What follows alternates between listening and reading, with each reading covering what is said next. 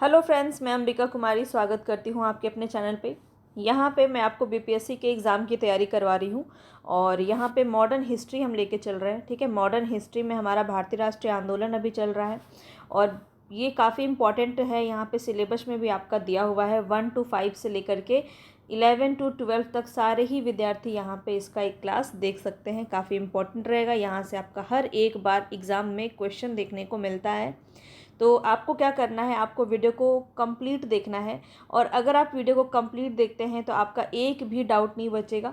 वो क्या है कि देखिए, मैं आपको एक एक छोटे से छोटे टॉपिक पे मैं आपको क्वेश्चन प्रैक्टिस करा रही हूँ ताकि आपको हर एक एंगल से क्वेश्चन अगर आता है तो आप उसको आंसर कर जाओ। तो ये आपको पूरा जो क्वेश्चंस मैं आज करवाऊँगी वो आपको पूरा अच्छे से याद हो जाएगा। तो इसको ना ही मैं सिर्फ आपको क्वेश्चन कराऊंगी बल्कि इसको याद भी कराऊंगी। तो याद कैसे होगा, बार बार अगर हम कोई चीज़ पढ़ते हैं तो हमें वो याद हो जाती है। तो आपको ये ह्यूमन साइकोलॉजी है कि आपको ये चीज़ें याद हो जाएंगी क्योंकि आप इसको बार बार रिवीजन कर रहे हैं। अगर आप यहाँ पे मेरा थ्योरी क्लास नहीं देखे हैं, ठीक है, मेरा थ्योरी क्लास नहीं देखे हैं तो जाके ज़रूर देखिएगा। पूरा भारतीय राष्ट्रीय आंदोलन के नाम से आपका थ्योरी क्लास है, प्लेलिस्ट में जाइए और 12 वीडियो है, जल्दी से इसको जाके देख लीजिए। इसके पीडीएफ भी आपको मिल जाएंगे मेरे टेलीग्राम पे। तो अब वहाँ से जो है सोने के वक्त 5 से 10 मिनट लगता है, उसको एक बार हर एक टॉपिक को रिवीजन कर लीजिए। तो काफ़ी इंपॉर्टेंट रहेगा। छोटी सी ट्रिक है लेकिन इससे आपको बहुत बेनिफिट मिलने वाला है। आज मैं आपको क्या कराने वाली हूँ, तो आज हम यहाँ पे कांग्रेस का लाहौर अधिवेशन देखेंगे जिसमें पूर्ण स्वराज प्रस्ताव पारित हुआ था 1929 में। और आज हम एक बहुत इंपॉर्टेंट ही टॉपिक देखेंगे, सविनय अवज्ञा आंदोलन। ठीक है, सविनय अवज्ञा आंदोलन हम आज देखने वाले हैं। काफ़ी इंपॉर्टेंट रहेगा। यहाँ से क्वेश्चन आपका डेफिनेटली पूछा जाता है। वो बिहार से संबंधित भी हम देखेंगे कुछ लास्ट में।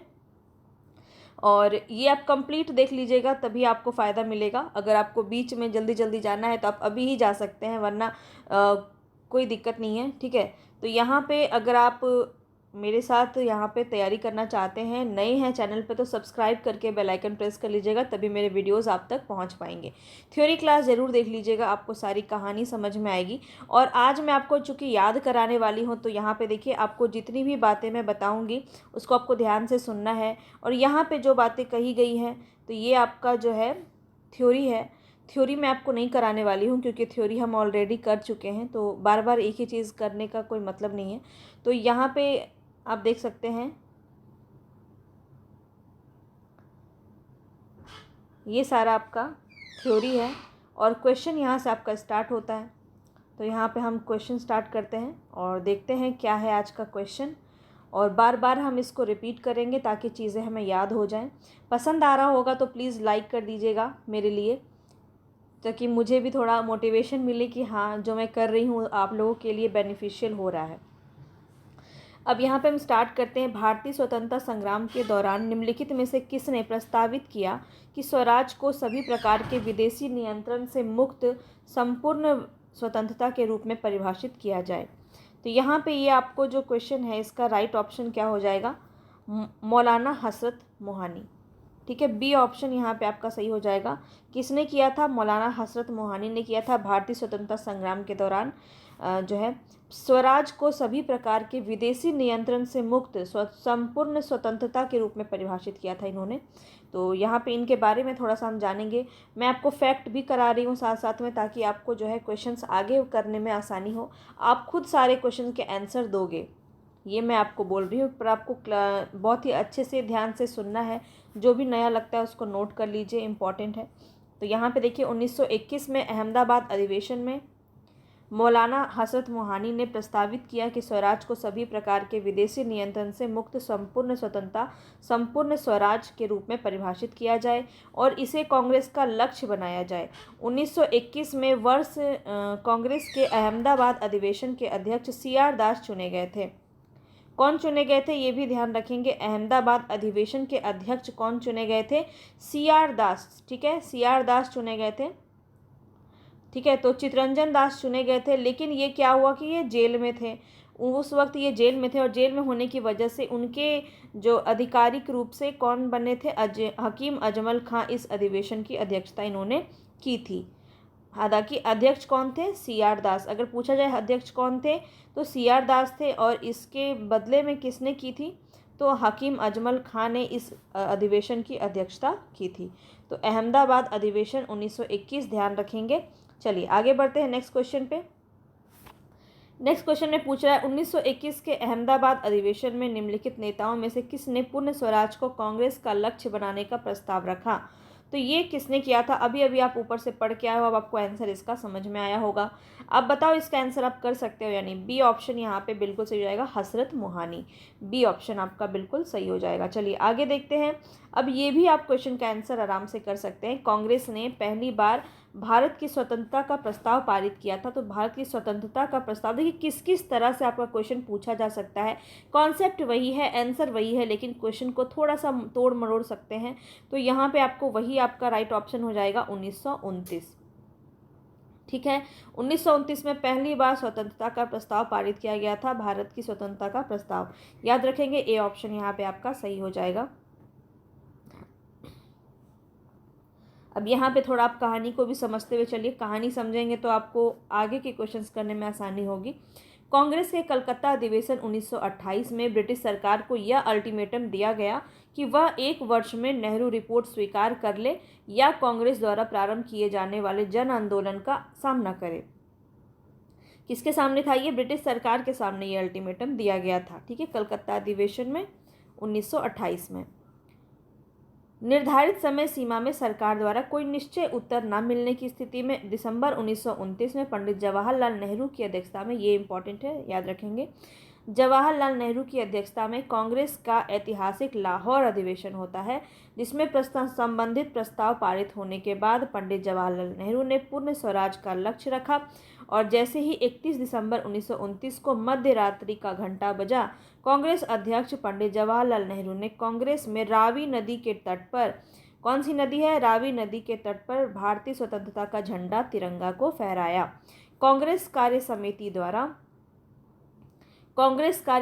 द्वारा 2 जनवरी 1930 को अपनी 30 की बैठक में यह निर्णय लिया गया कि 26 जनवरी 1930 को पूर्ण स्वराज दिवस मनाया जाएगा। ठीक है, पूर्ण स्वराज दिवस के रूप में मनाया जाएगा। तो ये डेट आपको याद रखना है, ऑलरेडी ये एग्जाम में आपका पूछा जा चुका है। ठीक है, 26 जनवरी 1930 याद रखेंगे। 26 जनवरी 1930 पूर्ण स्वराज दिवस के रूप में मनाया जाएगा तथा 26 जनवरी को प्रत्येक वर्ष पूर्ण स्वाधीनता दिवस के रूप में मनाया जाएगा। तो क्वेश्चन आपसे अगर पूछा जाए पूर्ण स्वाधीनता दिवस किस दिन मनाने की घोषणा की गई थी, तो 26 जनवरी याद रखेंगे। ठीक है, चलिए आगे देखते हैं नेक्स्ट क्वेश्चन पे। अब आप सारे क्वेश्चन को समझ पाएंगे, कहानी आपने समझ ली है। अब देखिए यहाँ पे क्या दिया गया है, भारतीय राष्ट्रीय कांग्रेस ने किस सत्र में पूर्ण स्वाधीनता का प्रस्ताव पारित किया। किस सत्र में पारित किया, अभी अभी आपने इसको देखा है, राइट ऑप्शन हो जाएगा यहाँ पे 1929 ईस्वी लाहौर अधिवेशन। ठीक है, लाहौर अधिवेशन में हुआ ये, सी ऑप्शन यहाँ पे आपका सही हो जाएगा।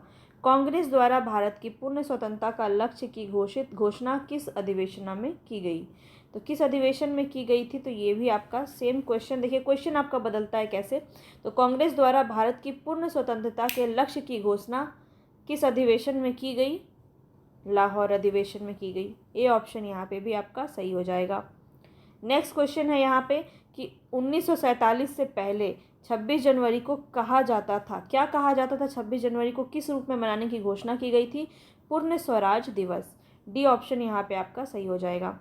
आगे देखते हैं नेक्स्ट क्वेश्चन है यहाँ पे, पूर्ण स्वराज का प्रस्ताव लाहौर कांग्रेस में पारित किया गया था, किस वर्ष पारित किया गया था? तो हमारा क्लास का टॉपिक ही आज 1929 लाहौर अधिवेशन पूर्ण स्वराज, तो यहाँ पे बी ऑप्शन आपका यहाँ पे सही हो जाएगा।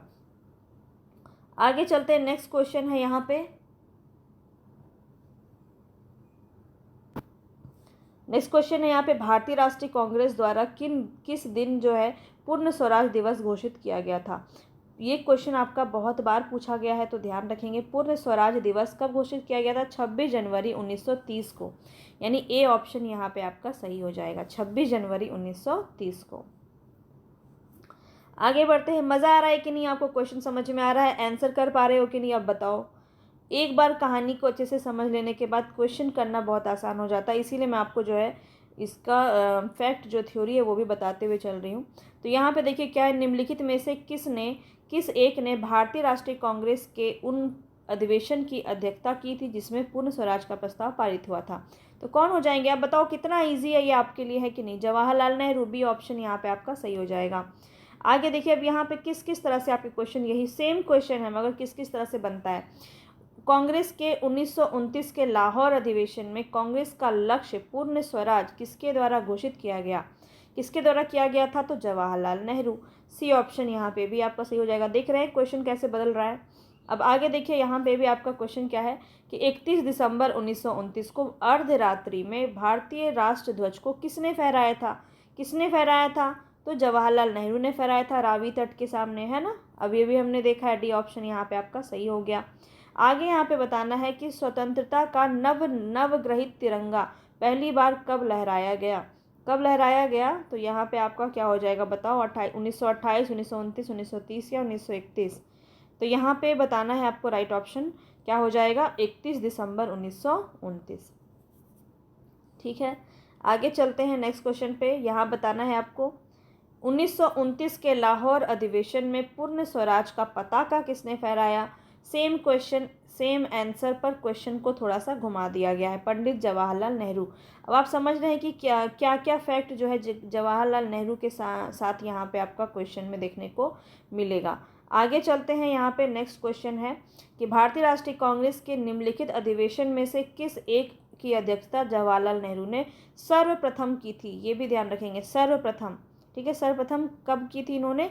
लाहौर अधिवेशन, कलकत्ता अधिवेशन, लखनऊ अधिवेशन या रामगढ़ अधिवेशन? तो यहाँ पे आपका राइट ऑप्शन हो जाएगा लाहौर अधिवेशन 1929। चलिए, तो यहाँ पे देखिए, भारतीय राष्ट्रीय कांग्रेस के लाहौर अधिवेशन में 1929 की अध्यक्षता जवाहरलाल नेहरू ने पहली बार की थी, ये भी आपको ध्यान रखना है। इसी अधिवेशन में पूर्ण स्वराज का प्रस्ताव पारित किया गया था और 26 जनवरी को स्वतंत्रता दिवस मनाने का निश्चय किया गया था। तो बताइए, ये जो टॉपिक है आपका लाहौर अधिवेशन 1929, तो ये आपको समझ में आ गया कि नहीं कि इसमें हुआ क्या था? छोटा सा टॉपिक है और यहाँ पे आपको ये क्वेश्चन करने के बाद सविनय अवज्ञा आंदोलन अभी बाकी है, तो कहीं जाइएगा मत, अभी बहुत सारा आपके साथ जो है मज़ेदार यहाँ पे क्वेश्चंस कराए जाएंगे। भारतीय राष्ट्रीय कांग्रेस का लाहौर अधिवेशन 1929 इतिहास में इसलिए प्रसिद्ध है क्योंकि, अब देखिए इस तरह से भी क्वेश्चन आपका बन सकता है। तो ये देखिए, यहाँ पे आपका कथन दिया हुआ है और यहाँ पे कूट में आपका क्वेश्चन दिया हुआ है। तो कांग्रेस ने पूर्ण स्वराज की मांग का संकल्प पारित किया था 1929 में, ये तो सही है। इस अधिवेशन में उग्रवादियों और उदारवादियों के बीच झगड़े को सुलझा दिया गया था, ये नहीं होगा क्योंकि वो तो हमने लखनऊ अधिवेशन में ही देख लिया था। आप शुरू से मेरे साथ क्लास कर रहे होंगे तो आपको सारी कहानी समझ में आ रही होगी। ठीक है, इसीलिए मैं आपको बोल रही हूँ कि आप थ्योरी क्लास भी देखिएगा, प्लस जो मैं ये करवा रही हूँ ना क्वेश्चन प्रैक्टिस, एक एक टॉपिक में सारा कुछ हमने यहाँ पे देख लिया है, बहुत बार इसको अच्छे से रिपीट किया है ताकि एक एक चीज़ हमें समझ में आ जाए। अब आपको याद हो गया होगा कि ये उग्रवादी और उदारवादी दल की जो झगड़े को सुलझाया गया था वो किस अधिवेशन में हुआ था? तो 1916, सॉरी 1900 बोल रही हूँ, यहाँ पे 1916 के लखनऊ अधिवेशन में आपका जो है हुआ था ये वाला, ठीक है, सुलझाया गया था। जो कि इसका बंटवारा कब हुआ था? सूरत अधिवेशन में हुआ था 1907 में, याद है आपको। चलिए आगे देखते हैं। इस अधिवेशन में दो राष्ट्रों की मांग के सिद्धांत को अस्वीकार करते हुए संकल्प पारित किया गया था, तो ये भी नहीं होगा, एक ही सही है, तो ए ऑप्शन यहाँ पे आपका सही हो जाएगा। ठीक है, तो ये हम आपको बार बार बता चुके हैं, तो ये अब आपको याद हो गया होगा। जवाहरलाल नेहरू की अध्यक्षता में 1929 में लाहौर के रावी नदी के तट पर कांग्रेस का वार्षिक अधिवेशन आयोजित किया गया था। इस अधिवेशन में ऐतिहासिक पूर्ण स्वराज की मांग का संकल्प पारित किया गया और 1930 की 26 जनवरी को प्रथम स्वाधीनता दिवस मनाया गया था। उस वर्ष से प्रति वर्ष जो है 26 जनवरी को स्वाधीनता दिवस मनाया गया, इसीलिए 26 जनवरी का दिन चुना गया था गणतंत्र दिवस के लिए। ये भी आप समझ पा रहे होंगे 26 जनवरी क्यों चुना गया था, क्योंकि हमारा तो संविधान पहले ही बन चुका था, लेकिन वो एक ऐतिहासिक दिन था, उसी के लिए जो है रुका हुआ था सब कोई, 26 जनवरी को ही इसको पारित किया जाए।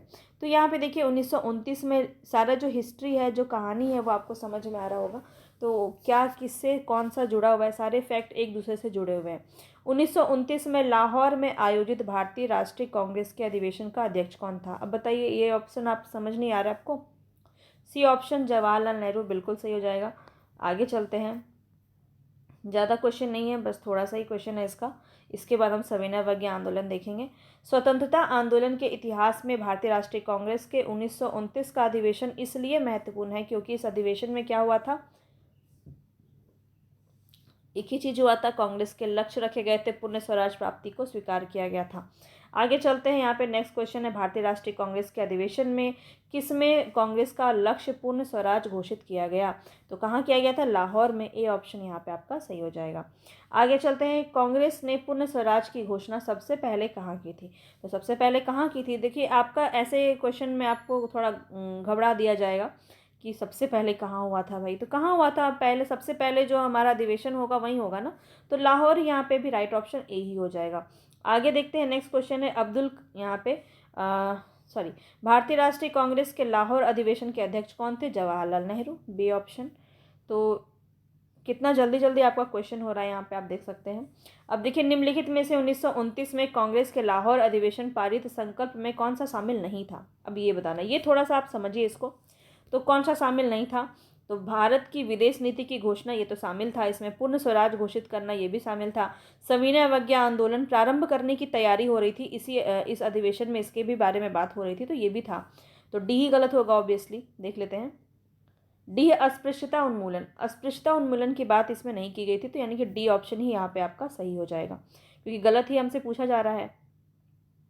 अब यहाँ पे एक बार देख लीजिए इसको, लाहौर अधिवेशन में कांग्रेस का 31 दिसंबर 1929 को घोषित संकल्प, क्या क्या संकल्प था? तो गोलमेज सम्मेलन से कोई लाभ नहीं है, नेहरू कमेटी की डोमिनियन राज्य दर्जे की योजना को समाप्त किया जाता है, क्योंकि नेहरू कमेटी को जो है यहाँ पे समाप्त करने की बात की गई थी, जो कि किसके द्वारा की गई थी? नेहरू रिपोर्ट किसके द्वारा बनाया गया था? इससे पहले वाला क्लास आपने देखा होगा तो आप ज़रूर बता पाएंगे। कमेंट बॉक्स में मुझे ज़रूर बताइएगा कि जो है नेहरू रिपोर्ट किसने यहाँ पे पेश किया था। शब्द स्वराज का अर्थ क्या है? पूर्ण स्वतंत्रता। अखिल भारतीय कांग्रेस जब उचित समझेगी नागरिक अवज्ञा आंदोलन प्रारंभ करेगी। तो यहाँ पे देखिए, नागरिक अवज्ञा आंदोलन मतलब वही सविनय अवज्ञा आंदोलन की बात की जा रही है। तो संकल्प में अस्पृश्यता उन्मूलन का कोई उल्लेख नहीं था। गोलमेज सम्मेलन से संबंधित नीति को ही भारतीय विदेश नीति के रूप में माना जा सकता है। तो जो पहला ऑप्शन था आपका विदेश नीति, वो भी आपका सही हो जाएगा, क्योंकि यहाँ पे गोलमेज सम्मेलन किस लिए हो रहा था? विदेश नीति ही तो थी एक तरह से। तो क्योंकि ब्रिटिश शासन में कोई शेष विश्व से संबंधित नीति का निर्धारण ब्रिटिश सरकार ही करती थी, ऐसे में 1921 के कांग्रेस अधिवेशन में सर्वप्रथम यह संकल्प व्यक्त किया गया कि भारत की एक विदेश नीति होनी चाहिए। ये सही बातें आपको समझ में आई। चलिए आगे बढ़ते हैं। पहला क्वेश्चन यहाँ पे हमारा अंतिम क्वेश्चन है इस चैप्टर का, पूर्ण स्वराज संकल्प को भारतीय राष्ट्रीय कांग्रेस के लाहौर अधिवेशन में किसने प्रस्तुत किया था? पूर्ण स्वराज संकल्प को किसने प्रस्तुत किया था? JL Nehru, Jawaharlal Nehru. B option आपका सही होगा यहाँ पे।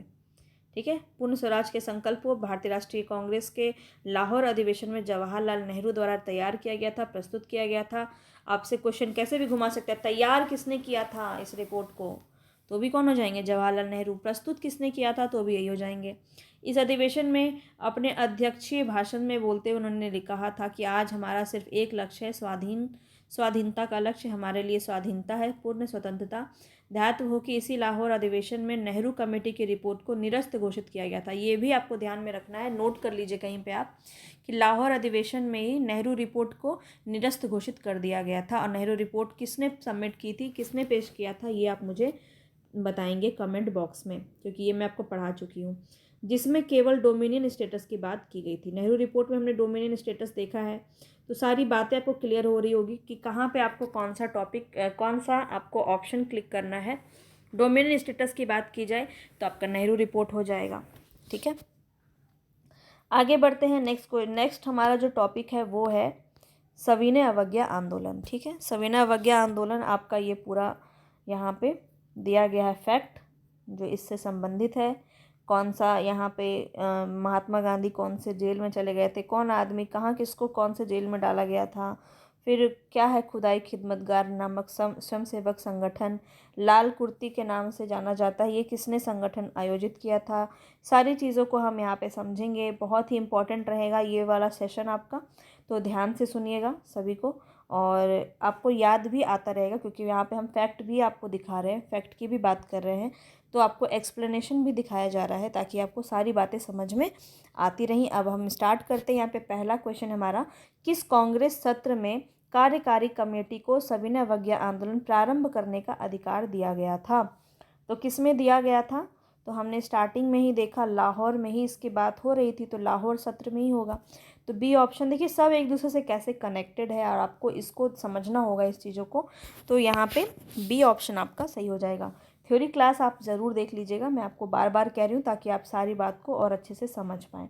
अब यहाँ पे देखिए क्या बात कही जा रही है। तो 1929 में लाहौर कांग्रेस अधिवेशन में कांग्रेस कार्यकारिणी को सविनय अवज्ञा आंदोलन शुरू करने का अधिकार दिया गया। फरवरी 1930 में साबरमती आश्रम में हुई कांग्रेस कार्यकारिणी की दूसरी बैठक में महात्मा गांधी को इस आंदोलन का नेतृत्व सौंपा गया था। तो आपसे पूछा जाए कि अधिकार कब दिया गया था, तब क्या हो जाएगा आपका सविनय लाहौर अधिवेशन। और अगर पूछा जाए कि नेतृत्व गांधी जी को इस आंदोलन का नेतृत्व कब सौंपा गया था, तो यहाँ पे जो कार्यकारिणी बैठक होती है, दूसरी बैठक होती है कांग्रेस की 1930 में, वहाँ पे। ठीक है, तो ये दो बात आपको ध्यान रखनी है इसमें। आगे बढ़ते हैं, नेक्स्ट क्वेश्चन है, दांडी यात्रा के साथ निम्नलिखित में से क्या प्रारंभ हुआ। दांडी यात्रा के साथ क्या प्रारंभ हुआ, सविनय अवज्ञा आंदोलन। दांडी यात्रा के साथ आपका सविनय अवज्ञा आंदोलन प्रारंभ हुआ। सी ऑप्शन यहाँ पे आपका सही हो जाएगा। अब इसको थोड़ा सा ध्यान से देख लेंगे और इसको नोट भी कर लेंगे जो आपको यहाँ पे नहीं आ रहा हो। महात्मा गांधी ने 12 मार्च 1930, डेट याद रखेंगे, को अपना प्रसिद्ध दांडी मार्च शुरू किया था। 12 मार्च 1930 को ये क्वेश्चन आपका पूछा गया है। उन्होंने साबरमती आश्रम से चुने हुए साथियों के साथ सत्याग्रह के लिए कुछ किया, मतलब स्टार्ट किया।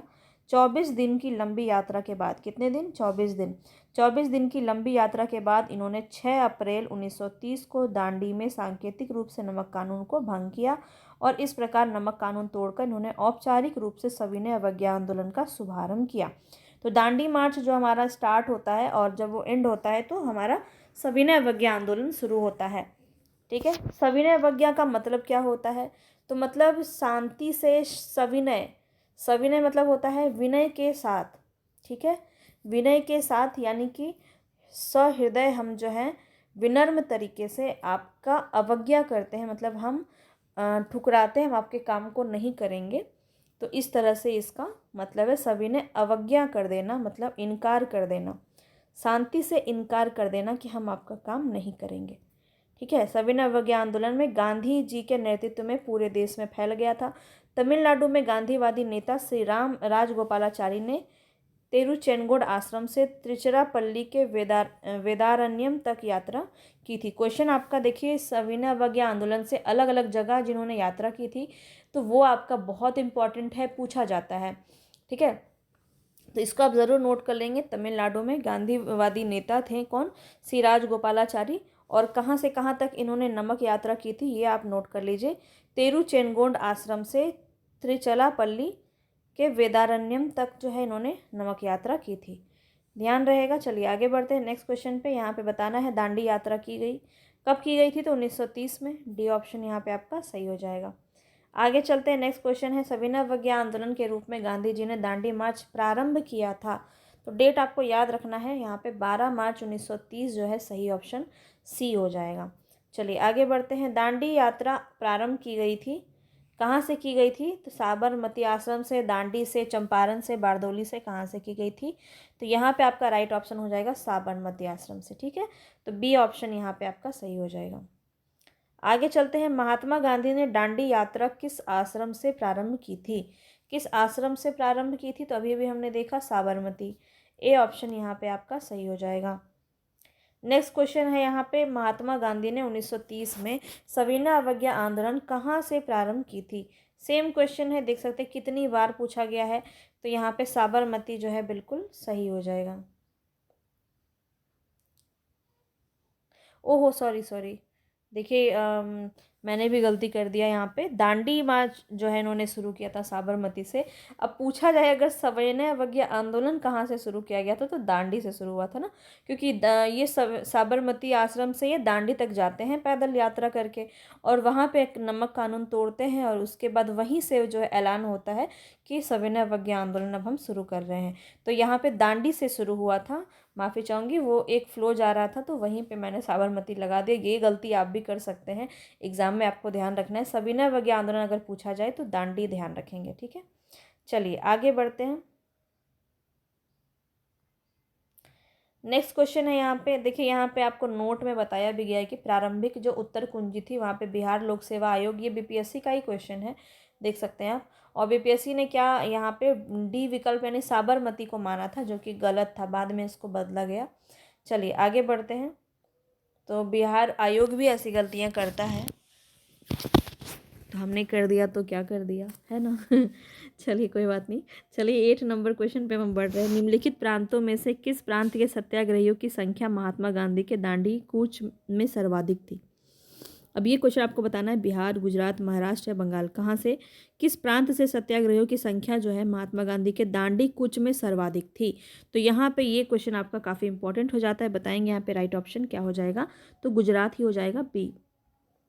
ठीक है, अब इसको पढ़ लीजिए। वैसे वही बातें यहाँ भी कही जा रही हैं, लेकिन यहाँ पे देख लेते हैं। 12 मार्च 1930 को महात्मा गांधी ने दांडी गुजरात में समुद्र तट पर कानून यहाँ पे तोड़ा था, उल्लंघन करके सविनय अवज्ञा आंदोलन प्रारंभ करने के उद्देश्य से साबरमती आश्रम से चुने गए साथियों के साथ सत्याग्रह के लिए कुछ किया था। ठीक है, भारत सरकार के संस्कृति मंत्रालय की वेबसाइट पर महात्मा गांधी को समर्पित गांधी हेरिटेज पोर्टल पर सभी सत्याग्रहों की सूची नाम जो है सहित उपलब्ध है। इस सूची के अनुसार राज्य और सत्याग्रहियों की संख्या निम्नानुसार, जहां से 1 या 2 सत्याग्रही शामिल हुए थे उनके नाम भी हम उल्लेखित कर रहे हैं। वेबसाइट पर पूरे नाम देखे जा सकते हैं। तो यहाँ पे बताया गया कि जो है पूरे नाम जो है यहाँ पे दिए गए थे। इस तरह से आप देख सकते हैं। आप इसको चाहे तो नोट भी कर सकते हैं, हो सकता है आपसे पूछ लिया जाए। तो सबसे ज़्यादा देखिए गुजरात में ही लोग जुड़े थे, 32, महाराष्ट्र में 13, उत्तर प्रदेश में 8, कच्छ में 6, केरल में 4, पंजाब में 3, राजपूताना में 3, बम्बई में 2। ठीक है, तो यहाँ पे पूरा देखिए आपका नाम वाम भी दिया हुआ है। तो ये उतना वैसे इंपॉर्टेंट नहीं है, यहाँ से ऐसे थोड़ी इतना हार्ड नहीं पूछा जाएगा आपसे। दाऊद भाई, हरीलाल माहिमतुल्ला, आनंद हिरोगिन, ये सब नहीं पूछा जाएगा। ठीक है, चलिए। गांधी जी के नमक सत्याग्रह का उद्देश्य क्या था, बताएंगे क्या था। नमक कानून को निरस्त करना, बिल्कुल। सरकार के सत्ता की कसौटी पर उतरना। ठीक है, आम लोगों के लिए आर्थिक राहत भी पहुंचाना था। भारत में पूर्ण स्वराज की बात यहाँ पे ठीक है, शुरुआत तो हो ही गई थी 1900 यहाँ पे 29 से ही, तो ये भी मान सकते हैं। तो ई ऑप्शन आपका सही हो जाएगा। उपयुक्त में से एक से अधिक, देखिए यहाँ पे भी दिया हुआ है, ई ऑप्शन आपका सही हो जाएगा। चलिए आगे बढ़ते हैं। नेक्स्ट क्वेश्चन है यहाँ पे कि निम्नलिखित में से गांधी जी के नमक आंदोलन में भाग लिया था। अब ये क्वेश्चन बहुत वीवीआई क्वेश्चन है, वेरी वेरी वेरी इंपॉर्टेंट, जितना वेरी वेरी लगा सकते हैं आप इसमें, क्योंकि ऐसे क्वेश्चन बहुत ज़्यादा पूछे जाते हैं कि और कौन थे। गांधी जी तो थे, यहाँ पे क्वेश्चन आपसे सीधा सीधा नहीं पूछा जाएगा। अब कौन थे और जो इन्होंने भाग लिया था। देखिए आप झारखंड पीसीएस में भी ये क्वेश्चन आपका पूछा गया है, और ऐसे क्वेश्चन बहुत ज़्यादा बनते हैं, तो ध्यान रखेंगे। सरोजनी नायडू, राजकुमारी अमृत कौर, कमला देवी चट्टोपाध्याय, या इनमें से सभी। तो देखिए ध्यान रखेंगे, यहाँ पे आपका राइट ऑप्शन है डी। ये सभी का नाम आप याद रखिए। सरोजनी नायडू भी थी, राजकुमारी अमृत कौर भी थी, और कमला देवी चट्टोपाध्याय भी थी। तीनों नाम याद रखिए, कोई एक आपके ऑप्शन में आ जाएगा तो आपका यहाँ पे राइट ऑप्शन हो जाएगा। चलिए अब यहाँ पे आप देख लीजिए, कुछ महिला भी थे। महिलाओं में जो नाम 3 आपको नाम देखने को मिला, वो तीनों नाम यहाँ पे हो जाएगा। तो देखिए ये तो आप जान ही रहे, 12 मार्च 1930 को प्रसिद्ध दांडी मार्च शुरू होता है। उन्होंने साबरमती आश्रम से चुने साथियों के साथ सत्याग्रह के लिए कुछ किया। 24 दिन की लंबी यात्रा के बाद 6 अप्रैल 1930 को दांडी ने सांकेतिक रूप से नमक कानून को भंग किया। इस प्रकार नमक कानून तोड़कर सविनय अवज्ञा का शुभारंभ किया गया था। अब महिलाओं ने भी व्यापक भागीदारी यहाँ पे रखी थी। नाम क्या क्या है, सरोजनी नायडू, राजकुमारी अमृत कौर और कमला देवी चट्टोपाध्याय। ठीक है, महात्मा गांधी के नमक सत्याग्रह में भाग लिया था इन्होंने। तो इन तीनों का नाम आपको याद रखना है। चलिए आगे बढ़ते हैं। नेक्स्ट क्वेश्चन है, निम्नलिखित में से किस आंदोलन में महिलाओं की भागीदारी सर्वाधिक मानी जाती है। तो सर्वाधिक किसमें हुई थी, असहयोग आंदोलन, नमक सत्याग्रह, बारदोली, या फिर भारत छोड़ो आंदोलन। तो नमक सत्याग्रह, यहाँ पे बी ऑप्शन आपका सही हो जाएगा। चलिए आगे बढ़ते हैं।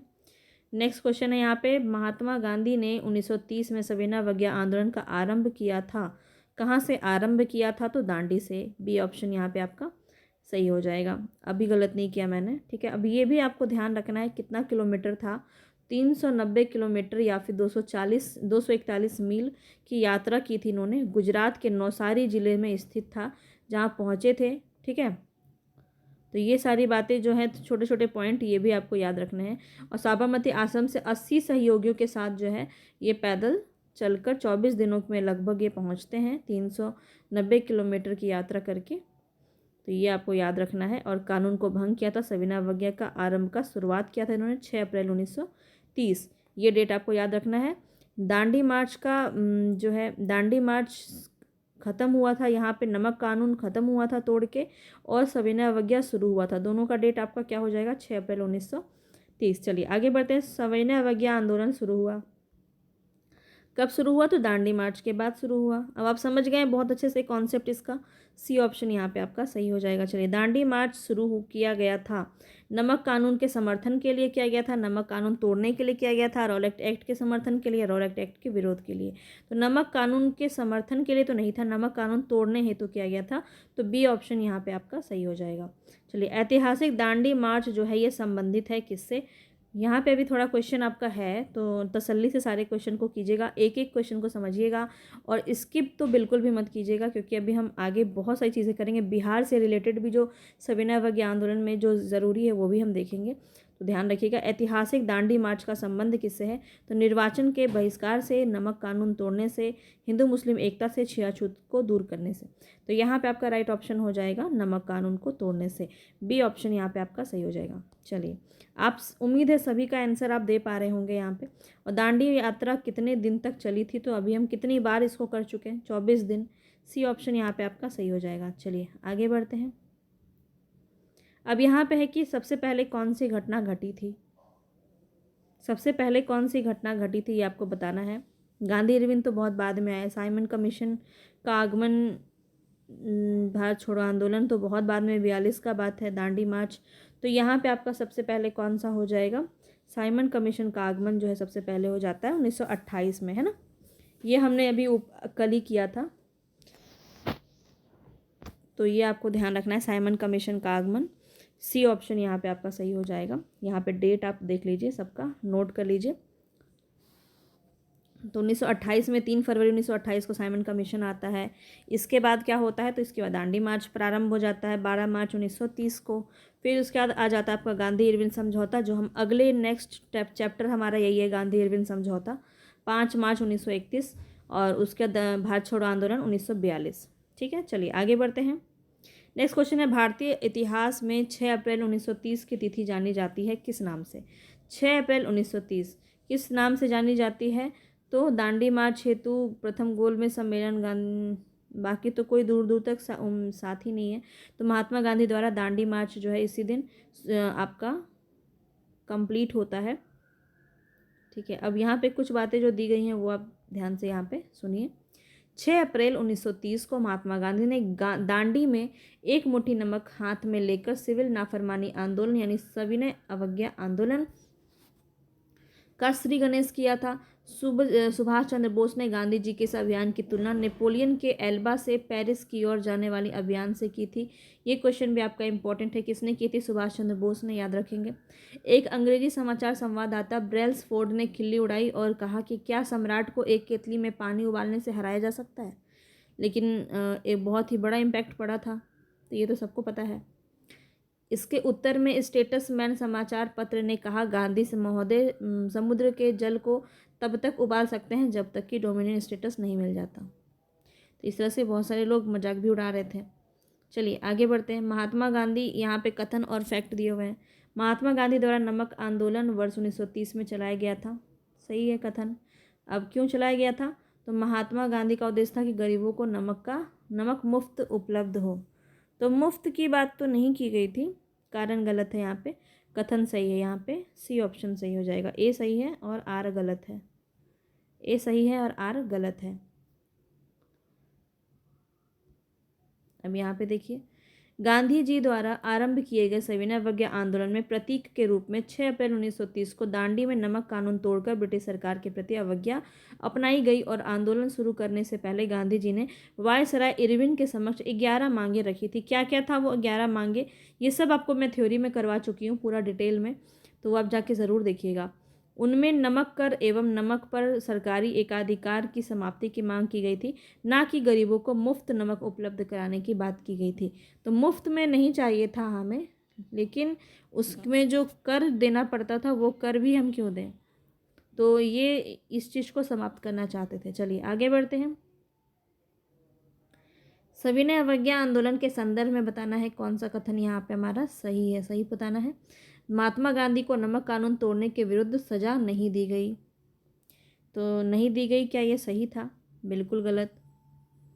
मदन मोहन मालवीय, देवदास गांधी और M.K. मुंशी को नमक कानून तोड़ने पर सजा दी गई थी। तो ये तो सही है, दी गई थी इनको। तो केवल 2 ही ऑप्शन यहाँ पे आपका सही है, केवल 2। ठीक है, बी ऑप्शन। तो महात्मा गांधी को भी तो मिलती है सजा ना। यहाँ पे इनको यरवदा जेल भेज दिया जाता। चलिए यहाँ पे होगा, हम देख लेते हैं। 6 अप्रैल 1930 को महात्मा गांधी ने दांडी, नौसारी जिला भी याद रखें, क्वेश्चन में ये भी पूछ लिया जाता है, गुजरात में एक मुट्ठी नमक हाथ में लेकर नमक कानून का उल्लंघन किया। महात्मा गांधी से नमक कानून तोड़ने के विरोध में ब्रिटिश सरकार ने गिरफ्तार करके, देखिए यहाँ लिखा है ना, यरवदा जेल भेज देता है। ठीक है, और इस प्रकार जो है प्रश्न में एक कथन आपका गलत था, जबकि नमक कानून तोड़ने पर ब्रिटिश सरकार द्वारा मदन मोहन मालवीय, देवदास गांधी और M.K. मुंशी को भी सजा दी जाती है। तो ये भी आपका कथन सही था।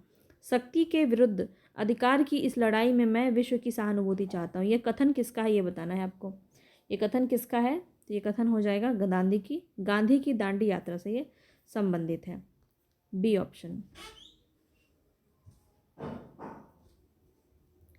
आगे चलते हैं, नेक्स्ट क्वेश्चन है यहाँ पे, गांधी के दांडी मार्च के संदर्भ में निम्नलिखित में से कौन सा कथन असत्य है? असत्य कथन बताना है, तो देख लेते हैं असत्य कथन कौन सा है। यह साबरमती आश्रम से दांडी ग्राम तक का मार्च था, तो ये तो सही है। नमक कर का विरोध करना इसका विशेष प्रयोजन था, ये भी सही है। समुद्र के किनारे पहुंचकर गांधी ने नमक बनाया था। भूख लगा। यह पूरी तरह से पैदल मार्च था। तो देखिए आपका गलत बताना है यहाँ पे। तो समुद्र किनारे पहुंचकर गांधी जी ने नमक बनाया था, ये वाला कथन आपका गलत है। एक मुट्ठी नमक लेके वो पहुंचते हैं ना, हमने देखा है इसको। तो सी ऑप्शन यहाँ पे सही हो जाएगा। तो ये कहानी तो आप बहुत बार देख चुके हैं, पर एक बार फिर से देख लीजिए, कोई बात नहीं है, जितनी बार देखेंगे आपको होगा। गांधी जी ने दांडी में समुद्र तट पर नमक कानून का उल्लंघन करके सविनय अवज्ञा आंदोलन का शुभारंभ करने का निश्चय किया।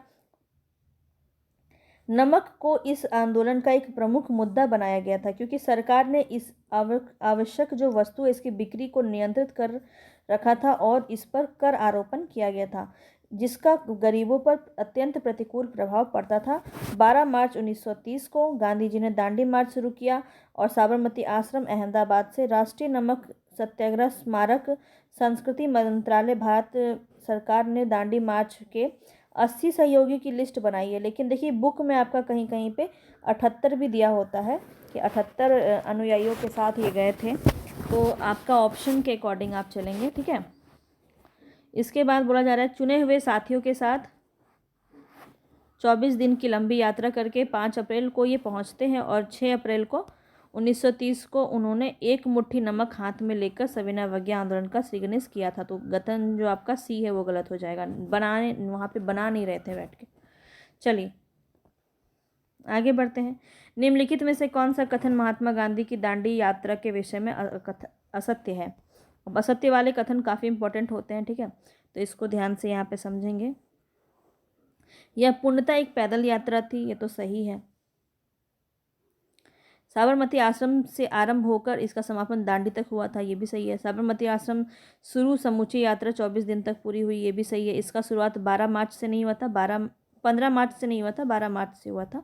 तो डी ऑप्शन यहाँ पे सही हो जाएगा, क्योंकि यही गलत है।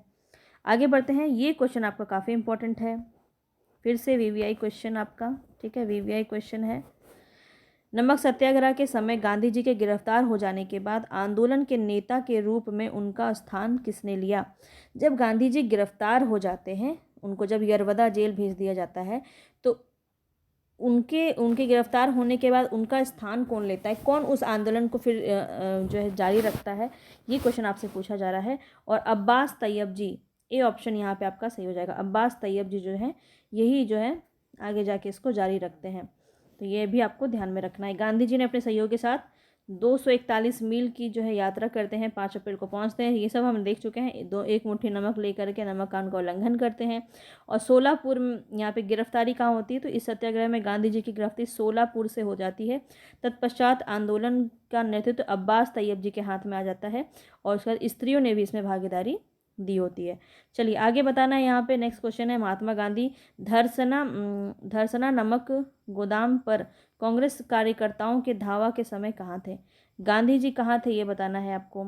जब महात्मा गांधी धरसना नामक नमक गोदाम पर कांग्रेस कार्यकर्ता के धावे के समय कहाँ थे, ये क्वेश्चन आपसे पूछा जा रहा है।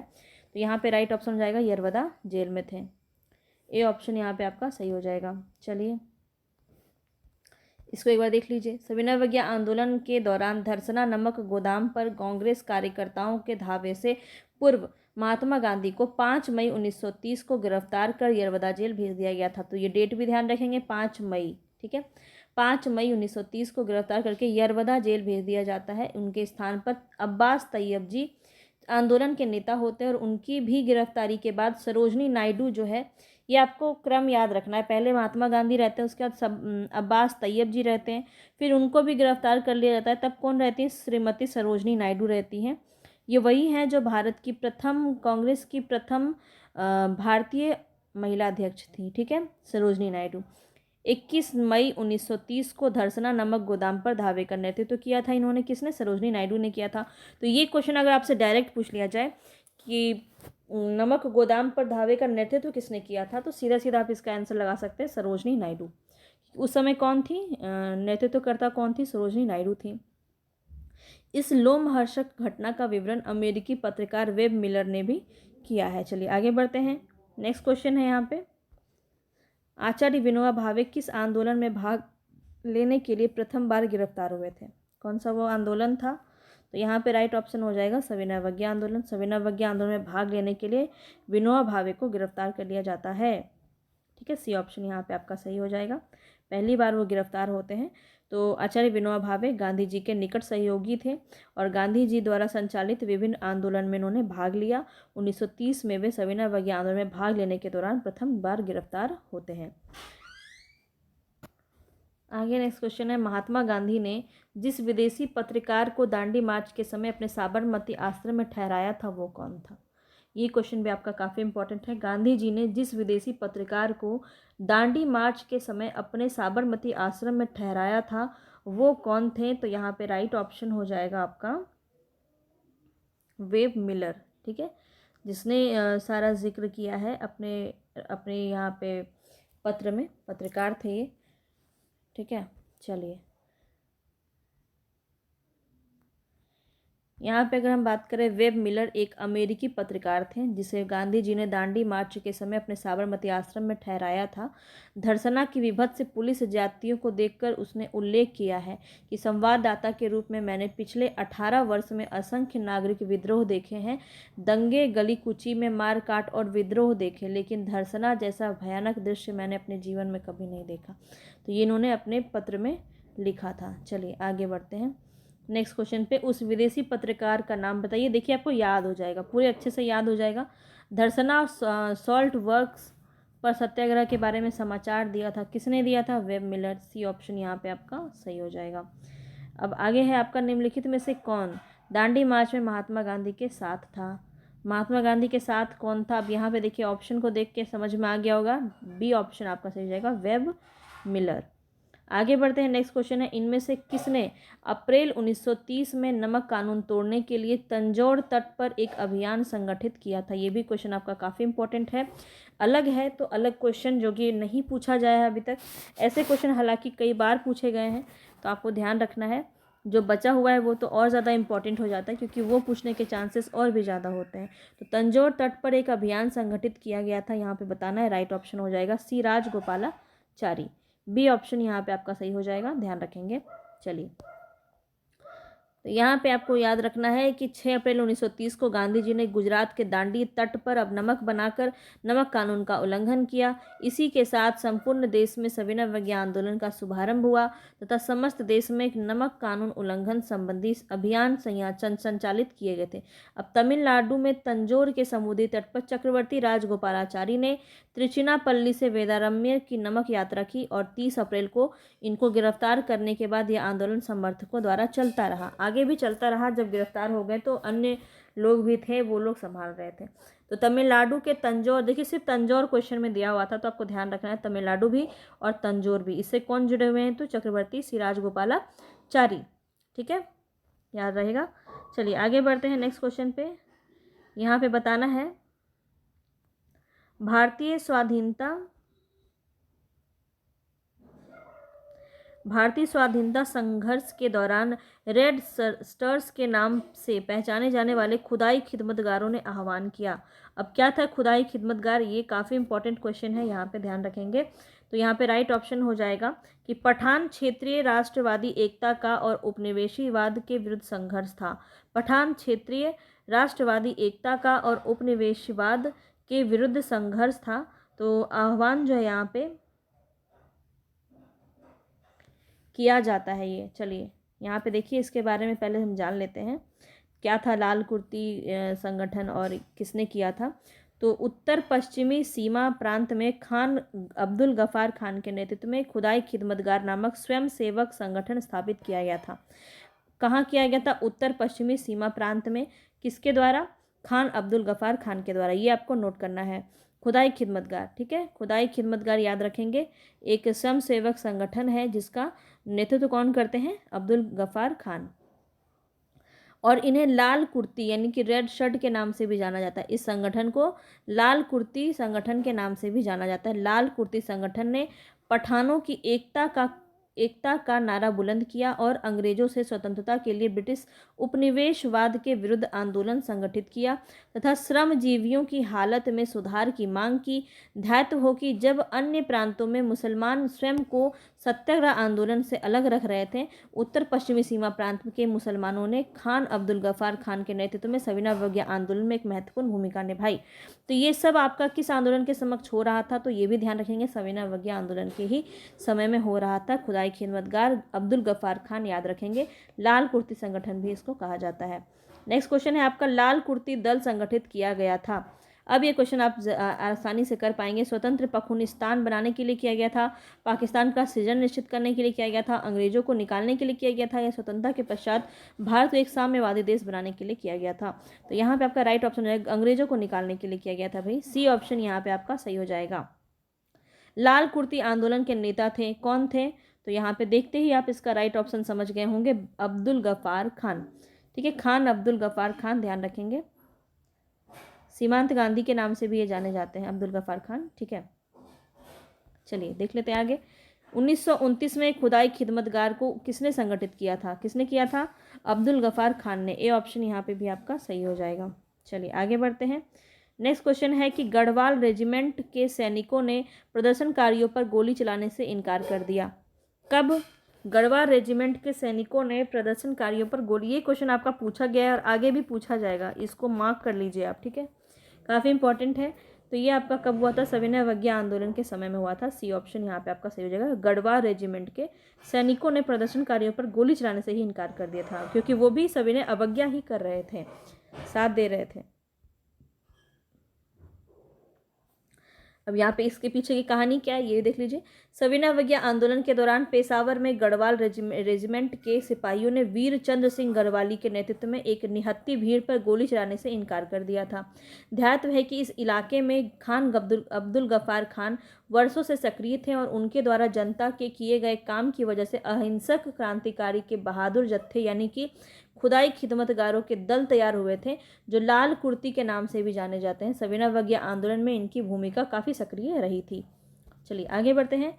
नेक्स्ट क्वेश्चन है यहाँ पे सब आपको नए नए क्वेश्चन मिलेंगे। अभी अंतिम के 5-6 क्वेश्चन आपके बहुत इंपॉर्टेंट हैं, यहाँ से आपके क्वेश्चन बन सकते हैं इस बार, तो इसको ध्यान से आपको देखना है।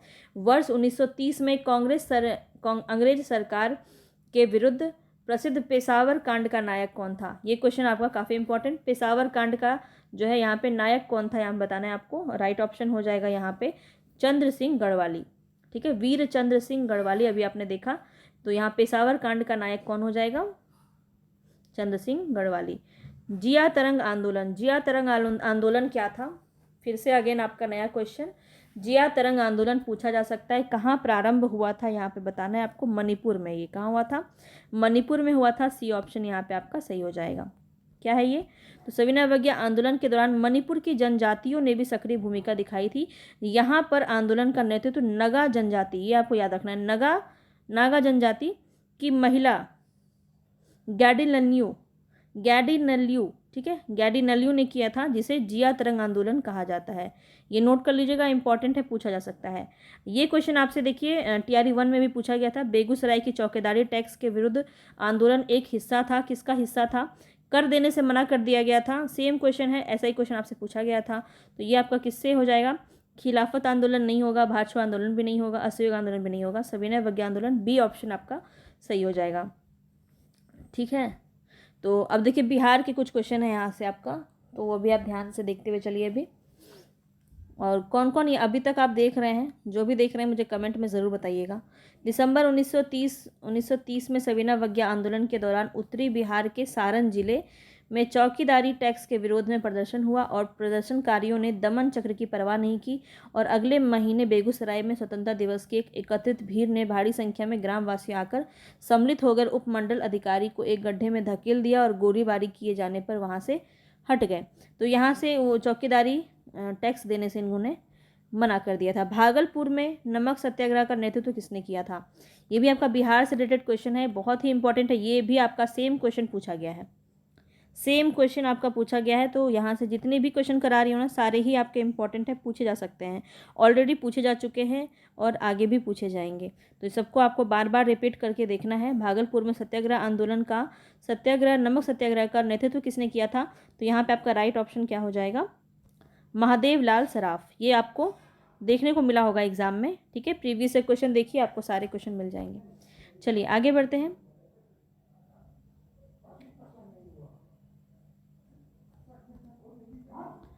सविनय अवज्ञा आंदोलन की असफलता के बाद गांधी जी ने महत्व दिया, किसको महत्व दिया?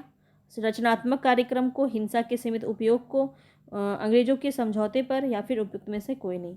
तो सविनय अवज्ञा के असफलता के बाद गांधी जी ने महत्व दिया, किसको महत्व दिया? तो रचनात्मक कार्यक्रम को महत्व दिया। ठीक है, रचनात्मक कार्यक्रमों को, जैसे कि हथकरघा प्रणाली पर इन्होंने ज़्यादा ध्यान दिया। सविनय अवज्ञा आंदोलन की असफलता के बाद गांधी जी ने रचनात्मक कार्यक्रम पर महत्व दिया। अक्टूबर 1934 में गांधी जी ने अपना पूरा समय हरिजनों उत्थान में लगाने का, सक्रिय राजनीति से स्वयं को हटाने का निश्चय किया और 1932 में गांधी जी ने हरिजन कल्याण हेतु अखिल भारतीय छुआछूत विरोधी लीग की स्थापना की और हरिजन नामक साप्ताहिक पत्रिका प्रकाशन भी किया। तो हरिजन इन्हीं की पत्रिका है, ध्यान रखेंगे। इनकी चारों पत्रिका का नाम आपको कमेंट बॉक्स में बताना है, कई बार मैं आपको बता चुकी हूँ। तो यहाँ पे जितनी भी पत्रिका है, इनकी सारे पत्रिका का नाम आपको कमेंट बॉक्स में बताना है, ज़रूर है, कंपलसरी है। ठीक है, ये कंपलसरी है, आपको बताना ही है गांधी जी के चारों पत्रिका का नाम। नहीं आता है तो सर्च करके बताइए, लेकिन इससे आपको याद रहेगा और गांधी जी से बहुत ज़्यादा क्वेश्चन आपका बनता है। द्वितीय सविनय अवज्ञा आंदोलन के जुलूस का नेतृत्व करने के लिए राधा बाई को कब गिरफ्तार किया गया था? तो राधा बाई भी आपका सविनय अवज्ञा आंदोलन से संबंधित है और यहाँ पे राइट ऑप्शन हो जाएगा 13 जून 1932। 13 जून 1932। अब देखिए ये आपका काफ़ी इंपॉर्टेंट है। ये भी डॉक्टर राधाबाई को दूसरे सविनय अवज्ञा आंदोलन में एक जुलूस का नेतृत्व करते हुए 13 जून 1932 को गिरफ्तार किया गया था। महात्मा गांधी के सभी आंदोलन में राधाबाई आगे रही थी। स्वदेशी नारी जागरण, अस्पृश्यता विरोधी, शराबबंदी जैसे आंदोलन में इन्होंने महत्वपूर्ण भूमिका निभाई थी। तो ये भी आपको ध्यान रखना है, राधाबाई। चलिए नेक्स्ट क्वेश्चन और आज का अंतिम क्वेश्चन है ये। प्रभावती किस क्षेत्र में स्वतंत्रता संग्राम की सेनानी थी? तो पटना से। ठीक है, बी ऑप्शन यहाँ पे सही हो जाएगा। ठीक है, अब यहाँ पे कुछ नाम है, इसको याद रखिए। यहाँ से क्वेश्चन आपके बने हैं पहले भी और अभी भी बन सकते हैं। स्वतंत्रता आंदोलन में बिहार की महिलाओं ने महत्वपूर्ण योगदान दिया और इन महिलाओं में सरला देवी, प्रभावती देवी, राजवंशी देवी, सुनीति देवी और राधिका देवी प्रमुख थी। प्रभावती देवी पटना की स्वतंत्रता संग्राम सेनानी थी। तो ये कंप्लीट हो गया आपका यहाँ तक। और कल जो है हम क्या करेंगे? गांधी इरविन समझौता। तो यहाँ तक कंप्लीट आपको देखना है और उसको रिवीजन करेंगे। मिलेंगे नेक्स्ट वीडियो में, तब तक के लिए धन्यवाद।